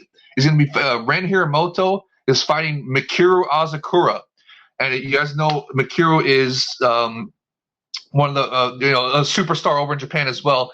You guys remember him from fighting with the exhibition with Floyd Mayweather Jr., Money Mayweather, right? That's where most Western fans will know him from. So Mikuru and Ren are doing. It's going to be a massive show. Sakakibara-san was saying that they're going to have at the Saitama Super Arena, and it's going to be the stadium version instead of just the arena version. So it's going to be 45,000 plus seats for that one. That's how big that fight's going to be. So and Hagiwara has a nice little rivalry going with Ren Hiramoto. If you look at the records, I think Hagiwara beat Ren. Because I remember his celebration. He takes a samurai sword and he cuts down his opponent for a celebration. So they have a nice little rivalry going for that. So that's why, like I said, Hagiwara is a rising star over there. So it'd be nice for the Epic RIZIN if Hagiwara gets the victory here over. Takeda is a very quality opponent. They've had Takeda in. He was featured on the Bellator versus RIZIN show. If you guys remember that from a New Year's Eve or two ago, right? That was, and he arguably won his bout. It was against Gazi Rabadanov, right, for the Bellator top tenor, and that a lot of fans were upset because they felt that he had won that bout. But what happened was that the first round of that, he took a huge. He got rocked, was eating some grounded knees, everything, and that first round was such devastating for him. But he came back from that round and won the final 2 rounds, and that's why fans were going, "Hey, he should have won that bout." But see, the Epic RIZIN, they don't score it round by round. They score bouts as a whole. In the Almighty Pride FC way. They score bouts. So that's why he was not, even though he won the last 2 rounds of that fight with Rabadanov, it was not enough to overcome the damage that was done in the first round, according to the judges that night, right? So that's why that. But anyways, the point of that is that could have easily been a win for him, for Takeda, right? So it's not. This is another one where the record is kind of deceptive. I know he's coming off. It's on paper he's coming off a couple losses, but they're close losses, right? So again, it's all going to be about, can he implement? How is the weight cut going to affect him? Is he going to be able to implement his wrestling game, hit the suplex, all that good stuff? And how is Hagiwara going to deal with that? How is his defensive wrestling? How is his power going to translate to see if he can knock out Takeda? It's just, man, I love this. Really looking forward to seeing how it plays out. And I'm looking to see if Takeda's not affected by that weight cut, is he going to be able to take the title, the moniker of Little Hercules, and become this new era Little Hercules from Miyata? So I'm really looking forward to seeing that, because, like I said, the suplex, that's one of his favorite moves. I think one of his previous fights in RIZIN, he hit one of the best combos I've ever seen. The combo was he suplexed the guy, hit him with a stomp, and then a grounded knee as the guy's getting up. And if he would have had, it was awesome. If he would have had more power on the stomp, it probably would have been the first stomp finish of the new era. But it kind of just grazed it, because when he suplexed him, he had to get up and turn around to hit the stomp, and so it kind of just grazed the fighter instead of landing flush. But then he hit him with the grounded knee, and again the grounded knee kind of didn't hit flush, kind of bounced off the head and hit the shoulder area. But man, it was such a great combo, and if only he would have finished it, it would have been probably the best finish of the RIZIN new era. That's how good the combo was. Just imagine that, a suplex to a stomp to a grounded knee. Is there any better combo? Maybe add a soccer kick in there or something, And that's why we love this promotion so much. Before we move on to the last one here, it's actually funny because Hagiwara beat Ren Hiramoto in Ren's MMA debut. And then right after that, Hagiwara lost to Mikuru. And then ironically, Ren Hiramoto now facing Mikuru at Super RIZIN 3. I mean, it's just, just one of those funny MMA math type scenarios. All right, before we get to the main event of the evening, we wanted to save the best for last. We wanted to save the best story, the most high profile matchup for last, but we can't do the main event of the evening dirty, right? So we've saved it until now. One more kickboxing match that we have to talk about here on this predictions video. And oh my goodness, unbelievable. The legend from K1. The legend from K1, Buakaw Banchamek, is back, ladies and gentlemen. He's taking on Minoru Kimura. J-Wolf, I'm rooting for Buakaw. 40 years of age though, man. He's 41 years old right now. Both of them are K1 guys through and through. Obviously, Buakaw is a legend. Kimura primarily has ripped it up in K1 throughout his career, despite being 11 years younger than Buakaw. I mean, Buakaw single-handedly, or should I say single-kneededly, changed the rules. Forced K1 to change their clinch rules because he was absolutely destroying people employing that Thai style of kickboxing. Kimura's unreal in the pocket and has tremendous boxing. His body work and his short-range hooks are nothing short of spectacular. But even in his 40s, late 30s and early 40s, Buakaw still has a chin. He can take strikes. He is tough as nails. He could overwhelm Kimura in and out of the pocket, pick him apart at range with those kicks, confuse him in the clinch, as he's done with many of his opponents throughout his career. So Kimura could still land that big shot, as Kimura has the power to put anybody out, even Buakaw. Despite Buakaw having the iron chin, this is that type of matchup. This is that type of fighter who could end all of that. You know what I'm saying? Neither of them have cut a lot of weight for this one. I believe it is a catch weight at 160 pounds. And overall, despite me picking Kimura, I think if Buakaw can weather the storm in the first round, even at the age of 40, I think he'll be more sharp and quicker as the fight goes on. But there's going to be an early onslaught by Kimura, and my official pick is for Kimura, but you better believe that I'll be rooting for Buakaw. The thing is, we don't know if this fight's going to go down yet, because we got to wait for Kimura to piss in that cup.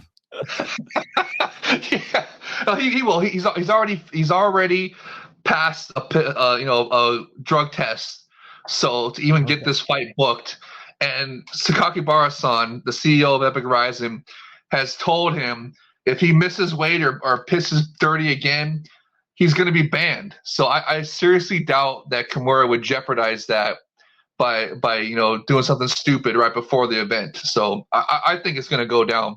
I'm just worried about, not worried, but I'm excited to see how is the fight going to play out, because as you saw, I mean, we just saw the King K1 World Max Tournament kick off on Wednesday earlier this week, and then they did the announcements for the final 8 bracket the very next night, and they had and they only had 7 fighters for that, so they had one wild card fighter, and all the fans were submitting names in there, and one of the names that was coming up was Buakaw, and they seemed very open to having Buakaw enter the K1 Grand Prix, and so does that depend on this fight right here? Like, what if he loses this fight? Would he still be invited to the K1 Grand Prix, or would they go with somebody else? Like a Kaito or a Nori or somebody, right?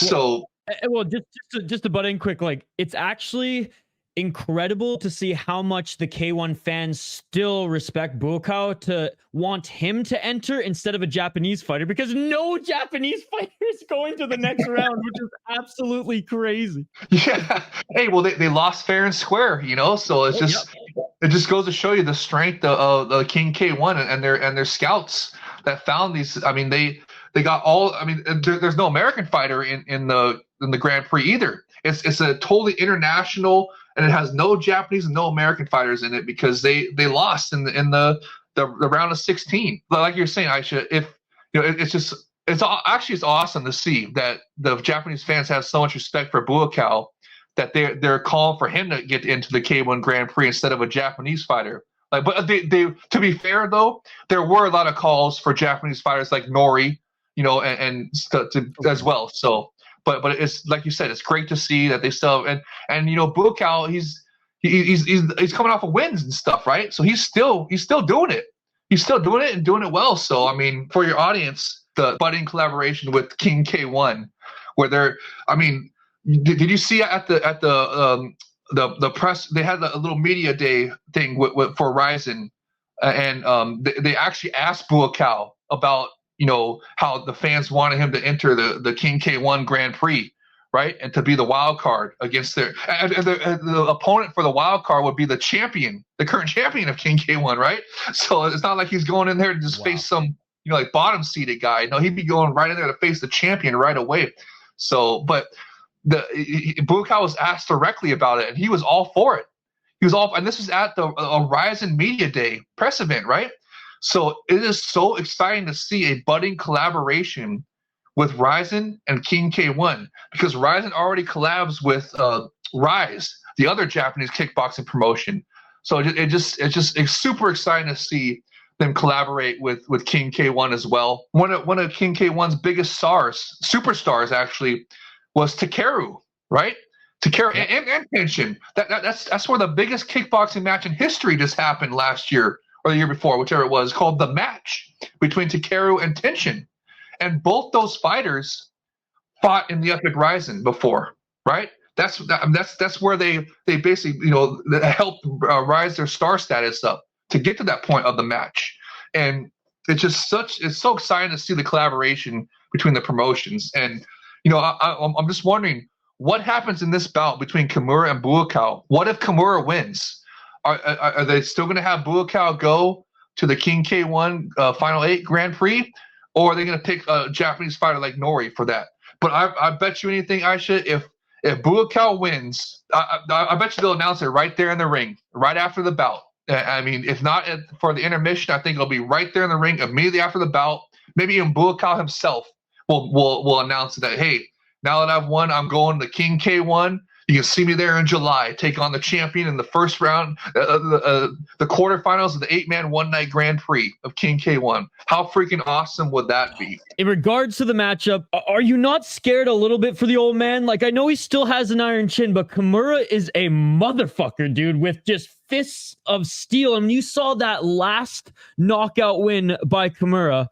I mean, he literally stunned his opponent. His opponent was standing there like it was a freaking, Disney cartoon knockout from like the 80s, just wobbling there, falling to the ground. So we know he has the power. Now, he pissed hot for that one, but I mean, let's be honest, Kimura's been probably on this stuff his whole freaking career. But K1 legend in his own right is Kimura, back and forth K1 and Crush. I'm rooting for Buakaw, but I am picking Kimura to win, just because I think he's going to be a little bit quicker. Now, if Buakaw is dialed, and again, 1 week's notice, how dialed can you be? But again, if he's dialed, if his technique is crisp, and if he can match him in speed, at least for the first 2 rounds, bro, it's Buakaw. He has a chance to win. But if Kimura comes out heavy and quick in the first round, it might be a little too much, because Buakaw recently in his career has not faced anyone as dangerous as Kimura. Yeah, and just one thing. You said it was a week notice. I don't think that was when the announcement happened.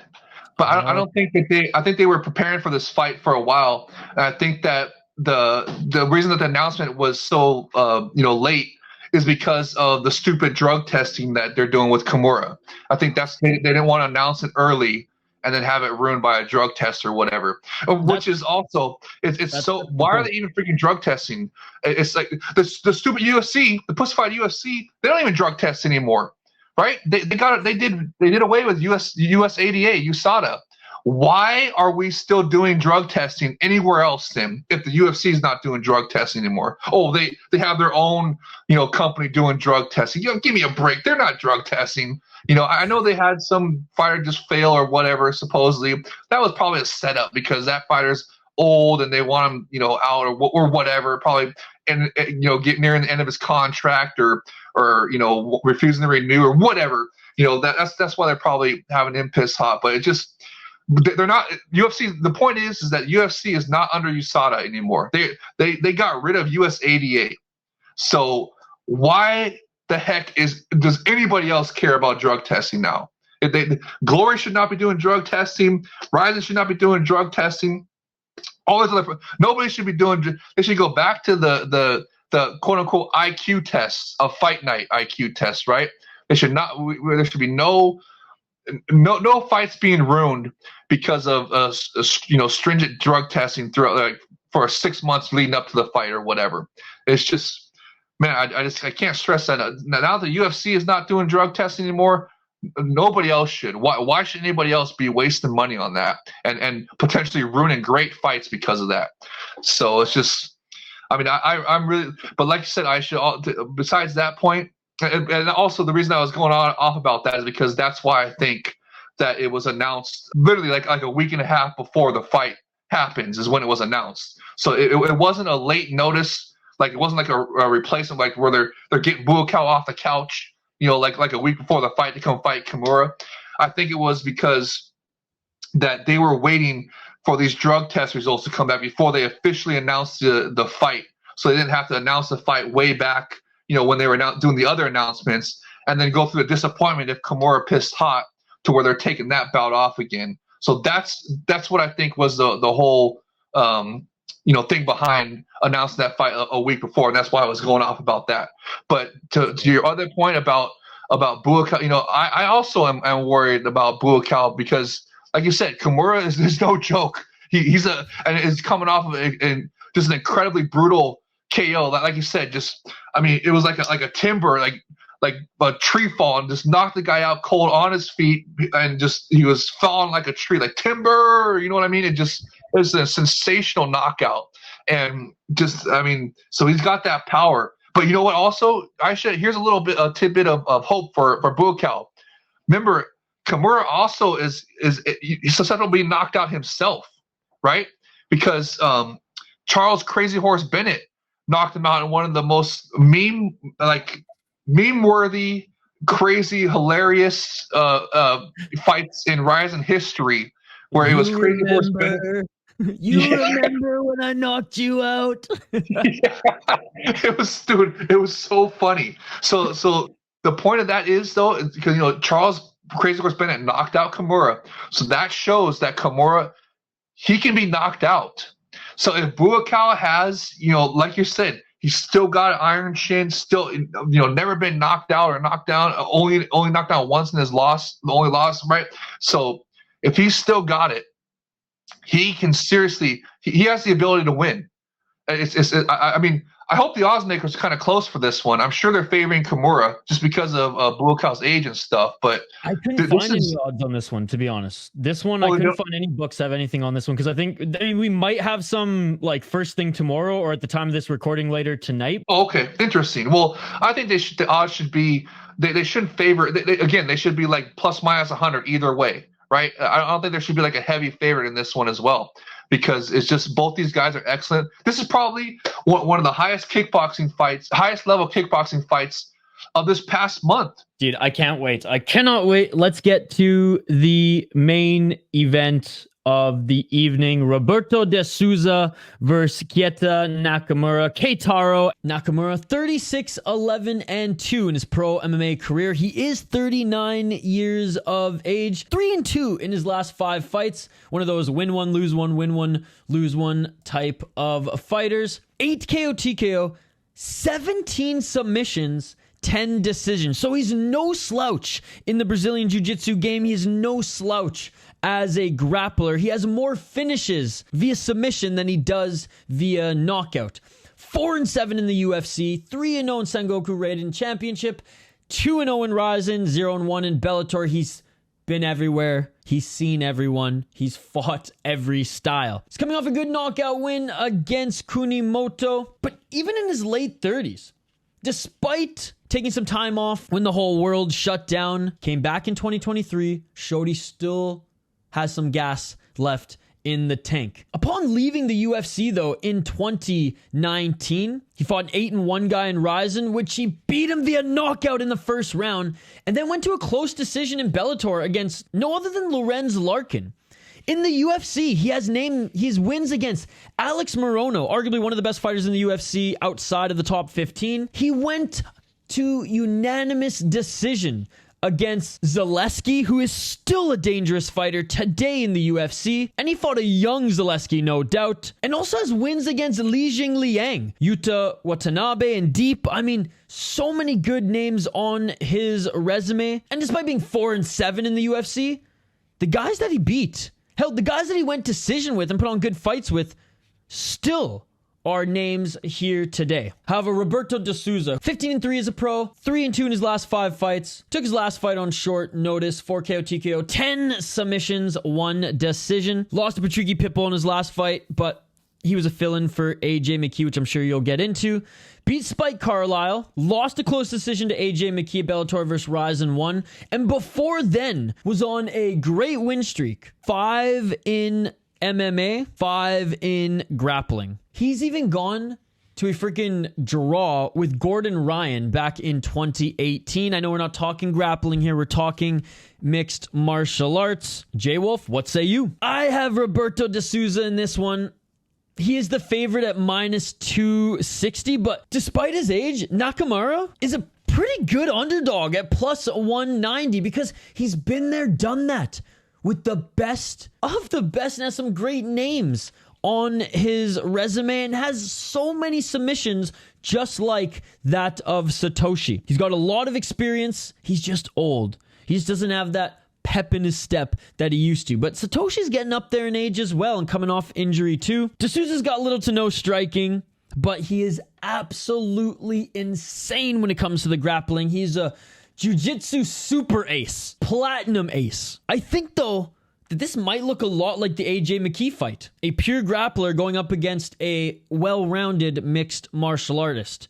I think the grappling is going to be a little bit too much for him though.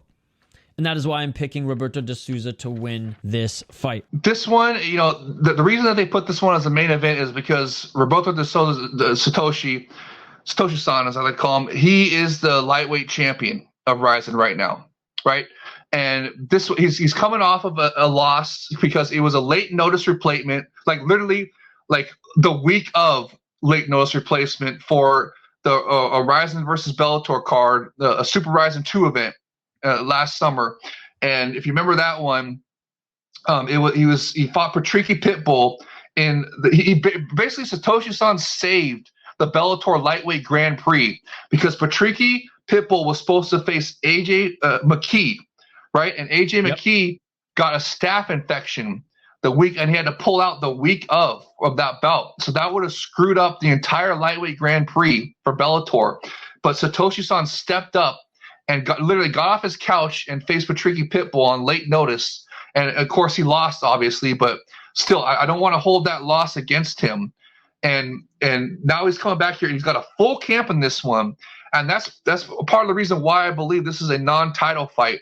Is because, like I said, they want to give him an opportunity to get back in the win column before they throw him in there against a title contender, right, and get some of that momentum back possibly. So that's why either way, no matter what happens in this fight, his next fight is going to be for the lightweight title. He's either going to be defending it or he's going to be rematching Keitaro for the lightweight title if Keitaro is able to pull off the upset here.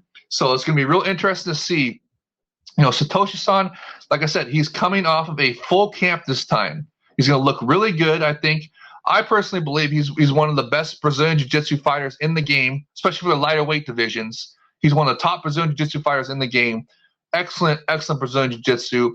Really translates well to his mixed martial arts game. So but he's facing a crafty veteran here, Keitaro, and Keitaro's also used to fight a heavier weight division as well. This is not there, even though it's a non-title bout. It's not like they just threw him in there against some scrub to get him an easy win. It's an actual challenge for him, and like I said, the whole reason why they're doing a non-title fight, and no matter what happens, if Satoshi-san wins and wins impressively, he's going to be defending his title next. If Keitaro is able to pull off the upset and beat him, he's going to get an immediate rematch with Satoshi with the title on the line.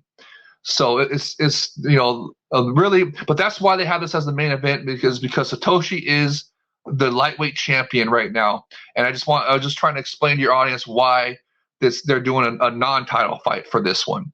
So, but it's going to be, I mean, really, really excellent fighter. And also Satoshi, if you remember, from a couple of New Year's Eve events ago, the New Year's Eve collaboration mega event with Bellator, he was the main event of that one as well, versus AJ McKee, which is probably why awesome. Incredible fight. Awesome. Absolutely. And it was a close fight, right? McKee didn't blow, as we saw in the most recent PFL fight, PFL versus Bellator, Champs versus Champs show. AJ McKee just ran through another opponent, a PFL finalist, right? Or was he a PFL champion, or was he a finalist? Either way, it was a high-level PFL guy, and AJ McKee just ran through him like he was nothing, right? In like the first round, like I think it was like a minute into the first round, just steamrolled him. And that's one of the highest level PFL guys that they had. They did this too. But with Satoshi, when on that New Year's Eve collaboration mega event with Bellator, when he main evented with Satoshi, and it was AJ McKee versus Satoshi, that was a decision win, and it was a close decision win. There was a lot of people that felt, because Satoshi had put AJ McKee in seriously like real danger, like I got some really deep submissions in there, and credit to AJ McKee for surviving that. A lot of people felt that Satoshi beat McKee. According to the superior rule set, the format where they judge the fight as a whole, they were feeling that Satoshi had an argument that he beat McKee that night. I personally disagreed. I thought McKee was the winner. I agree with the decision, because McKee was able to get out of those, even though they were very deep submission attempts, right? McKee was able to power out of them, showing extremely excellent submission defense, and he had the better striking. I think I was so excited at the time, Aisha, because remember that was on Showtime at the time, right? Now Bellator's on Max, HBO Max, but that was on Showtime at the time, and AJ McKee hit a soccer kick and a flying stomp attempt in that. And that was the first time that had ever happened on Showtime. Man, it was so freaking awesome. I loved it. And speaking of that, they just announced today, as of recording this morning, they announced that the final Bellator show this year was announced that on December 31st is indeed going to be in Japan. Is it going to be another awesome collaboration mega event with the Epic RIZIN? Are we going to see another one of those events? And hopefully it's going to be under superior rule set again, like the first collaboration was with Bellator. So it has to be. Exactly, right. If you're going to go to Japan, it has to be. Exactly. Yes, it absolutely has to be. I mean, especially now that they're running cage events as well. This tonight, Landmark 9, that's a cage event. So they're down with the cages. They embrace the cages events. They allow superior rule set in the cage events. They've had the Bellator fighters there in the cage under superior rule set before. So there is absolutely no reason for them not to do it on a superior rule set this year as well. So hopefully, like you're saying, Aisha, hopefully Don Davis just allows that to happen, and I'm sure he will. I'm sure he will, because the Bellator series are, they do allow elbows, right? So, and that's different from the PFL rule set. PFL does not allow elbows, unfortunately. I personally think that Souza is a better grappler than Kleber, and I think we're going to see that on display here tonight. I'm guessing you're picking Souza to win out of the matchup based on everything based on the amount of swooning that you displayed. Yes, because again, Souza is having a full camp this time. Like you were saying, Aisha, he's one of the best Brazilian Jiu-Jitsu fighters in the game for the lighter weight divisions, especially. He's in the same camp as Kleber, as you were saying. And you're right. I believe he is a better Brazilian Jiu-Jitsu submission fighter than Kleber, and Kleber is one of the best, right, as well. So just really shows that he's the Souza is one of the best, and don't pay attention to that last loss. But that was literally they got off the couch to save the Bellator lightweight Grand Prix against Patricky. I personally believe that if Satoshi had a full camp, he would have steamrolled Patricky.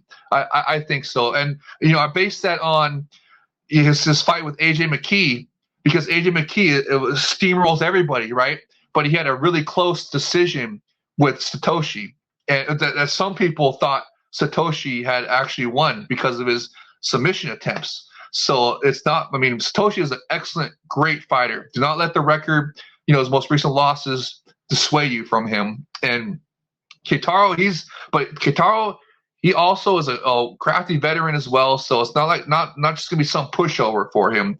So we'll see how it goes. But I am anticipating that Satoshi-san on a full camp is going to come in here, get the job done, and then get on the mic afterwards and go, okay, now it's time for me to defend my title. Who's next? Who you got for me? Is it going to be Gustavo? Is it going to be, so are you going to bring in somebody else? Like, I guess Patricky is now in the PFL season, so they can't bring him in anymore.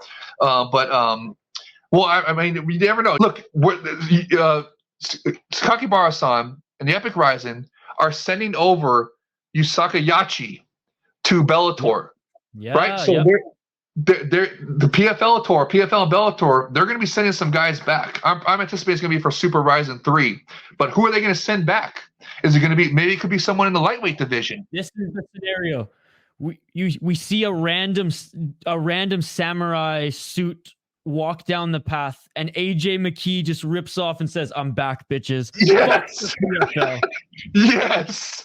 That'd be so badass. It's the $1,000 samurai suit that he wore at the New Year's Eve collaboration mega event, right? That'd be so badass. Yes. Great idea, Aisha. I hope that happens. Oh man. If Satoshi-san is able to pull off the victory with a full camp, then he's going to defend the title next. If Keitaro is able to pull up the upset, but I guess it's not even that big of an upset because he's only a plus 100 something underdog, which is really close, which is awesome. And like I should just told you guys, incredible veteran record of beating some incredible fighters. So he has a real chance here and if he wins and does pull off the upset, they're going to rematch him for the title with the title on the line. Right after this, maybe they even throw it on that Super RIZIN card in the summertime. I'm sure they'll do it right away, right quick, right after this. So it's gonna be really interesting to see. There's so many different storylines that play out in this. I just can't wait. It's gonna be awesome. I'm so happy for your audience. If you want to watch live with us, you got to go to RIZIN-live.com. That's the Japanese website that international audiences have access to, and you make sure you call your bank first. Some people don't have to, but a lot of people will, because it's in Japan, so it's going to be an international purchase. So you want to let your banks know. So if it doesn't go through the first time, don't get discouraged. Just call your bank and let them know that, hey, that is you. You're trying to make an international purchase to watch this event. That's what it is, and then they'll call it in, and you can just go back like an hour or two later, and the purchase will go through just fine. I just had to deal with that myself this morning as well, so I got it done. So I'm glad to hear you got it done too, Aisha. So I can't wait to watch the event live with you. I mean, man, I'm so hyped for this event. It's gonna be awesome. It's gonna be freaking awesome, man. This is such a fun show with you, Aisha. I mean, I appreciate you letting me talk and ramble on. I mean, I could talk about this for hours. I just love it so much. It's my favorite promotion. It's just, I mean, it's the best promotion since the almighty Pride FC and the original UFC before that. And I just love it so much. And I could talk for hours about it. I just love it. And this was so much fun. It was absolute privilege and honor to be here with you, Aisha. I had so much fun. I don't even want it to end. I want to keep talking with you. This is awesome. I want to say a big thanks to you, my friend, Jay Wolf. Thank you so much for contributing here today. Before I let you go, where can everybody find you? Okay, for all your listeners, thank you for listening and watching Aisha's show, and thank you to Aisha for having me on the City Life Project podcast. This has been an absolute privilege and honor to speak to you, and to you, Aisha. It's just so much fun. And if you want to find me anywhere on social media and stuff, my main one that I love is on Twitter, or X, excuse me, and that is JAYYOLF1. And it's misspelled on purpose. That's how you know it's me. That was the original name that I had way back on the Yahoo boards when I first started commenting, because back then there was like a million different other J Wolves, and I didn't want to be J Wolf, 25789, a bunch of numbers, right? So I just was like, I got frustrated because I was trying to go, J Wolf and do my favorite numbers afterwards, but it didn't work. So I was like, I got frustrated. It's like, you know what? I'm just going to put 2 Y's and misspell it. And then, it kind of looks like 2 Y's together. It kind of looks like a W with teeth or whatever. But so anyways, the point is that I misspelled on purpose. That is how you spell it. And that's how you know it's me. That's how you know it's me from way back in the day. I'm the same J Wolf, same super fan. Just, that's how I love this. I love this. I do this because I love it. It's just, and I always will. It's my favorite sport. I mean, even over NFL and basketball and baseball, all that. It's my favorite. I love it. And yeah, so it's misspelled on purpose. That's how you know it's me. JAYYOLF1. And if you're a real person, I'll follow you right back. And also, you can find me on the We Are RIZIN podcast. Sometimes I'm a frequent guest on there.